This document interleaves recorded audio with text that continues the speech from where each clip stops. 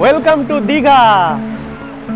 সপ্তাহান্তে হোক বা দুদিনের ছুটিতে ভ্রমণ পিপাসু বাঙালির এখন সবথেকে প্রিয় ডেস্টিনেশন হলো দীঘা। কম বেশি অনেকেই প্রায় বছরে 2 থেকে 3 বার কিংবা আরও বেশি দীঘায় আসেন। কিন্তু আজকে আমি 1 নাইট 2 ডেজের একটি সুন্দর প্ল্যান বলে দেব, যেখানে আপনারা দীঘা সহ আশেপাশের সব কিছু দেখে আবার বাড়ির উদ্দেশ্যে রওনা দিতে পারবেন। এছাড়াও কোথায় থাকবেন, কোথায় কি খাবেন, কোথায় নিজেরা বাজার করে রান্না করে খেতে পারবেন, ওল্ড দীঘা না নিউ দীঘা, কোথায় থাকবেন, এ সব কিছুর উত্তর দেব আজ। তাহলে আর দেরি নয়, চলুন শুরু করা যাক আজকের ভিডিওটি। ভালো লাগলে অবশ্যই লাইক, শেয়ার, সাবস্ক্রাইব করে পাশে থাকবেন এ ধরনের আরও ইন্টারেস্টিং ভিডিও পাওয়ার জন্য। দীঘা সবথেকে কম খরচে ও স্বাচ্ছন্দ্যে পৌঁছানোর জন্য সহজ উপায় হলো ট্রেন। আর সকাল সকাল দীঘা পৌঁছাতে সবথেকে বেস্ট ট্রেন হলো 12857 তাম্রলিপ্ত এক্সপ্রেস, যেটা হাওড়া থেকে সকাল 6:45 ছাড়ে ও সকাল 10:05 দীঘা পৌঁছায়। তাম্রলিপ্ত এক্সপ্রেসে 2S এর ভাড়া 105 টাকা, সিসি এর ভাড়া 380 টাকা ও জেনারেলের ভাড়া 90 টাকা। এছাড়াও দুটি ট্রেন রয়েছে, একটি কান্ডারি এক্সপ্রেস যেটা দুপুর 2:25 হাওড়া থেকে ছাড়ে ও বিকেল 5:50 দীঘা পৌঁছায়। আবার শনিবারে পাহাড়িয়া এক্সপ্রেস আছে, যেটা সকাল 7:50 হাওড়া থেকে ছাড়ে ও 11:55 দীঘা পৌঁছায়। আবার 45 টাকায় লোকাল ট্রেনেও আপনারা দীঘা পৌঁছে যেতে পারেন। সকাল 6:45 সাঁতরাগাছি স্টেশন থেকে যেটা ছাড়ে এবং মেচেদা গিয়ে কিছুক্ষণ হল্ট দিয়ে আবার মেচেদার থেকে সেম ট্রেনই 11:05 দীঘায় পৌঁছে দেয়।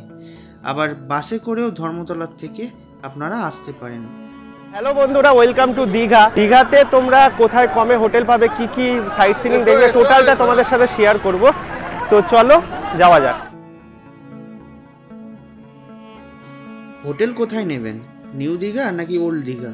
দুটো জায়গায় কিছু প্লাস মাইনাস পয়েন্ট আছে, আমি সেগুলো বলে দিচ্ছি, আপনারা সেই বুঝে হোটেল চুজ করবেন।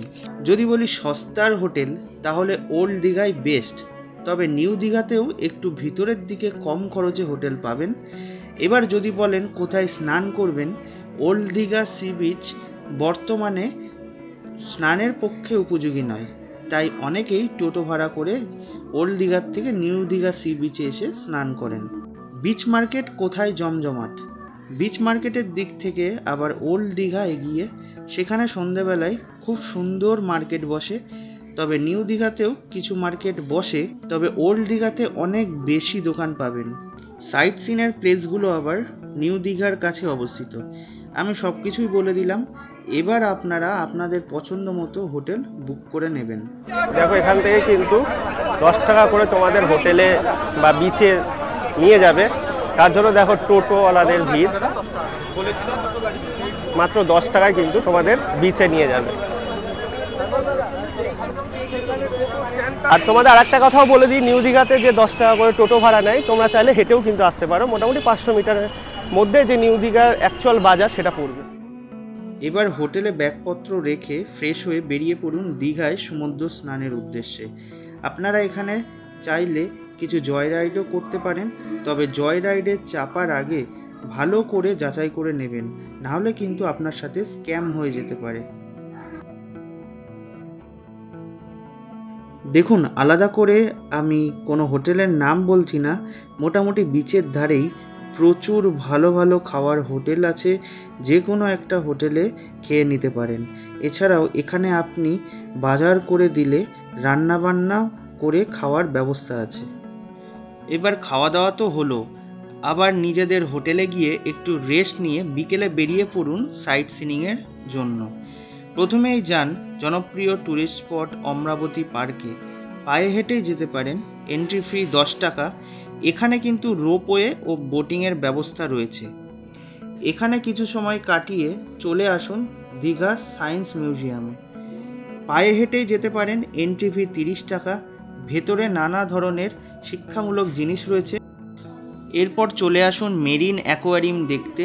এখানে এন্ট্রি ফি লাগে না, বাইরেই 42 ফুট লম্বা একটি তিমি মাছের কঙ্কাল রাখা আছে, যেটি এই বিচেই পাওয়া গেছিল। আর ভেতরে জীবাশ্ম ও বিভিন্ন ধরনের মাছ রাখা আছে। ভিতরে ক্যামেরা এলাও নয়। দেখো সাইডেই হচ্ছে ঝাউবন, আর নিউ দীঘার ওল্ড দীঘার মাঝে কিন্তু এরকম ঝাউবন তোমরা লক্ষ্য করবে। এগুলো দেখেই কিন্তু বিচ ধরে হাঁটতে হাঁটতে চলে যেতে পারেন ওল্ড দীঘা সমুদ্র সৈকতে। এই মুহূর্তে কিন্তু ওল্ড দীঘা সি বিচে কিন্তু আমরা হাঁটছি, যেটা মেরিন ড্রাইভ রোড। ওল্ড দীঘার সমুদ্র সৈকত কিন্তু খুব সুন্দরভাবে সাজানো। এখানে বসার জায়গাও রয়েছে, অনেকটা সময় এখানে কাটাতে পারেন। আর এই ওল্ড দীঘাতেই রয়েছে কিন্তু আই লাভ দীঘার লোগোটি, চাইলে এখানেও আপনারা ফটো তুলতে পারেন।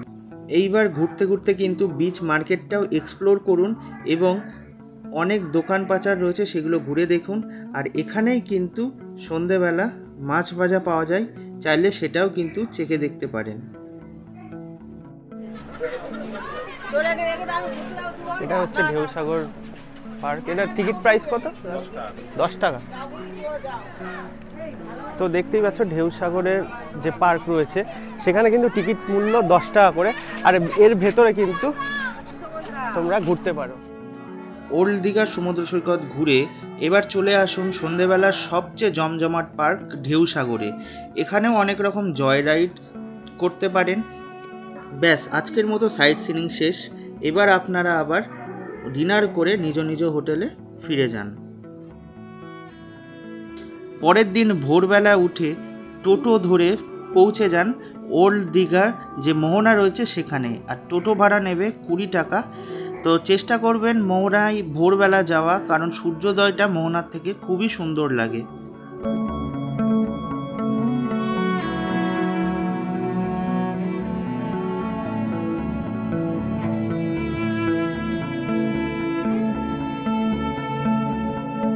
এখানে কিন্তু রয়েছে দীঘা ফিশ মার্কেট, চাইলে ঘুরে নিতে পারেন।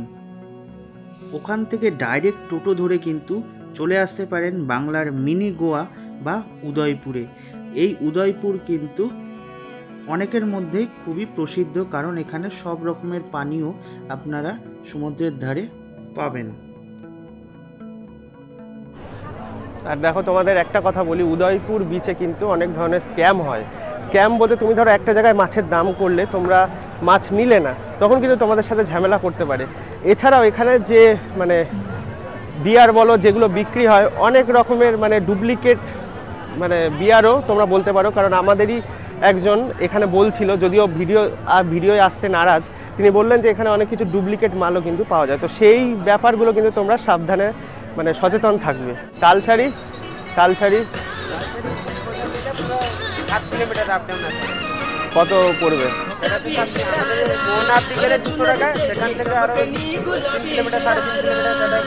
এখানে কিন্তু তোমরা বাইক রাইডও করতে পারবে, যেটা তোমাদের বললাম। আর এখন কিন্তু আমরা চলেছি তালসারির উদ্দেশ্যে, মানে উদয়পুর টু তালসারি। তো এই উদয়পুর থেকেই কিন্তু বাইক বা স্কুটার ভাড়া পাওয়া যায়। তালসারির উদ্দেশ্যে আপনারা যেতে পারেন।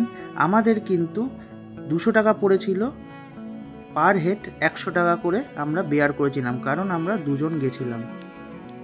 ব্যাস, মোটামুটি দীঘার আশেপাশ মিলিয়ে সমস্ত কিছুই ঘোরা হয়ে গেল। এইবার আপনাদের বাড়ি ফেরার পালা। সকাল 10:35 তাম্রলিপ্ত এক্সপ্রেস ধরে আপনারা হাওড়া ফিরে আসতে পারেন। আশা করছি এই সম্পূর্ণ ভিডিওটি ভালো লেগেছে। তো যদি ভালো লেগে থাকে অবশ্যই লাইক, শেয়ার, সাবস্ক্রাইব করে পাশে থাকবেন। আর কমেন্টে জানাতে পারেন আরও কিছু কোয়ারিজ, আরও কিছু জানার থাকলে। তো আজকের মতো ভিডিওটা এখানেই শেষ করছি। দেখা হচ্ছে নেক্সট ভিডিওতে। ততক্ষণের জন্য ভালো থাকবেন, সুস্থ থাকবেন, আর এভাবেই সাপোর্ট করে যাবেন। Bye bye.